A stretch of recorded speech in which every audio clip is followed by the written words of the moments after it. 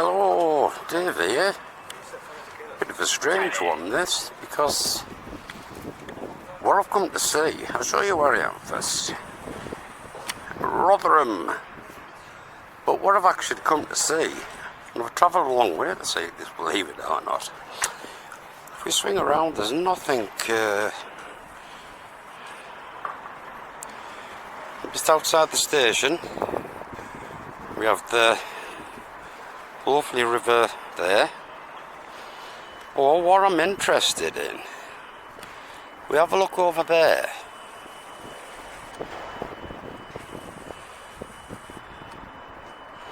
You see that church type building there, a bit shaky, but just next to the pub, that's what I've come to see, a bit of a church. I'll tell you why when I get a bit closer. It's a strange one this. Right, just get a little bit closer now before the rain hits. I can see we have a lovely river there.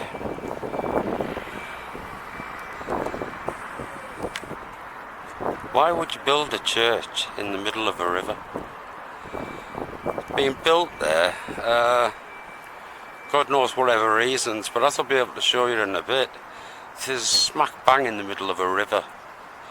Now, when this was built in the, God knows, first built anyway, you know, way back in the 1500 something, you know, this building had another use. It wasn't a church, it wasn't built as a church, it wasn't built, this is my belief, nothing to do with religion when it was built. Know what the storybooks say, I know what the history books say, but I've worked on dozens and dozens of projects like this to prove the history books wrong.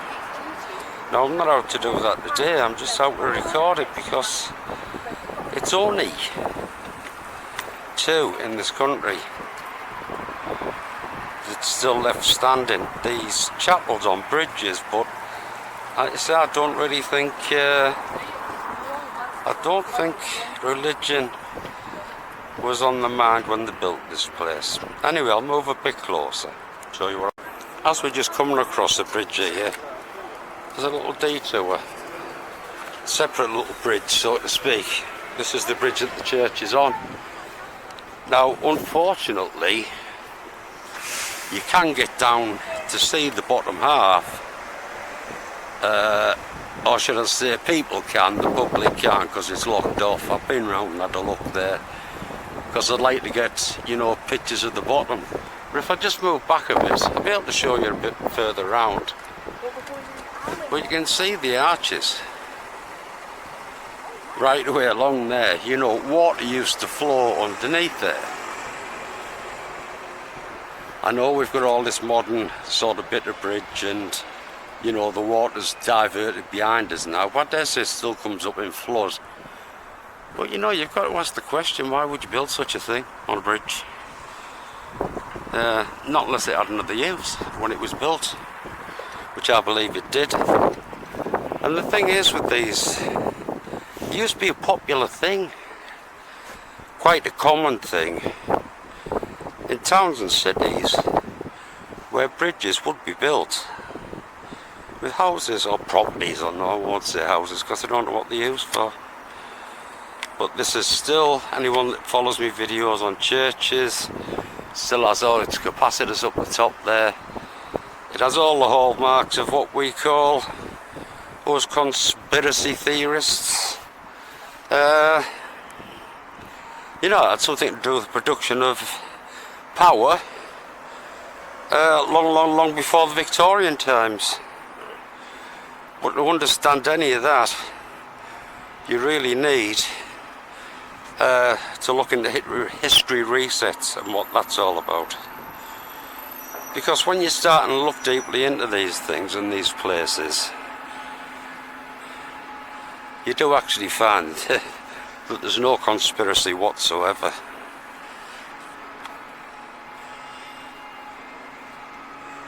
The history books are constantly wrong, as I've proved many times. The Chapel of Our Lady on Rotherham Bridge, built in 1443,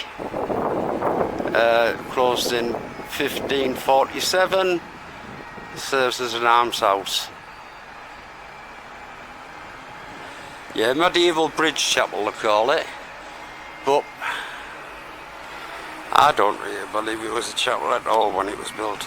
Lovely little window there to open, viewing window. And the bagpipes playing in the background. We're not in Scotland. Just walk to the end here.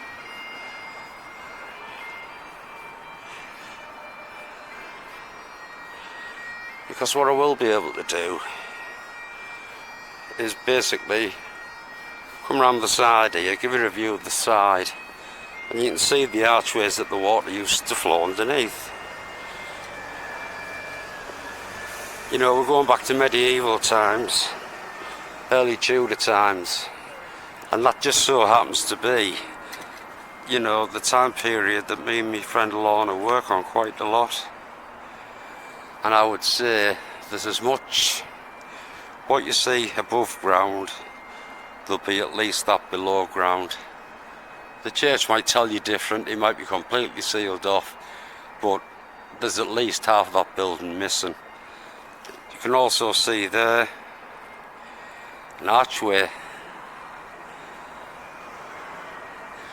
Not the archways like them two that the water used to go under.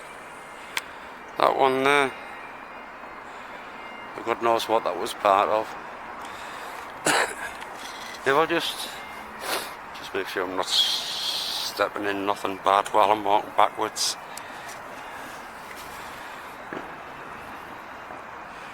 You know, as you can see, I mean, there's only the very tops of the arches exposed anyway. It's, you know, I bet the bridge goes down quite a way as well, about 30 foot. So, that's the chapel on the river at Rotherham. One of only two left in the country, so I'm told. And if you come around this side,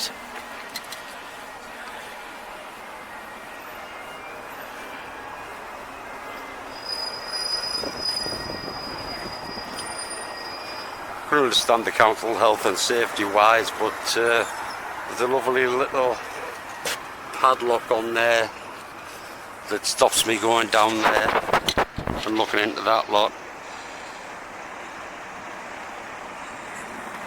See the arch there? That's another strange arch as well. Strange place to have the arch. You know, is that just part of an arch or was it once complete? Who knows? But one thing I do know about this building, and that's the given history about it, is false.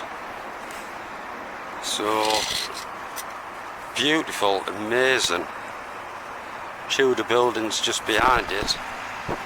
And rather than walk along the pavement, I'll just pop and show. Like basically as we walked along here just a minute or two ago, you know, look at them. Them buildings are absolutely stunning. They really are. I don't know the dates on them, so there's no point in me saying anything what I think about them, because they may be quite as old as what I think they are. Definitely what I would call pre-reset. By that means they were built before the late 1600s. So sadly it doesn't go along very far. Modern technology and man and everything else has gone. But that is a truly stunning building.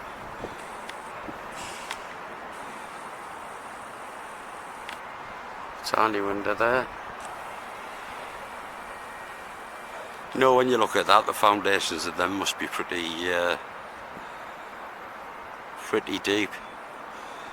So I'm going to head off into town now, up that way. That's where I want to be. Hopefully make it up there before the rain starts. Catch you later.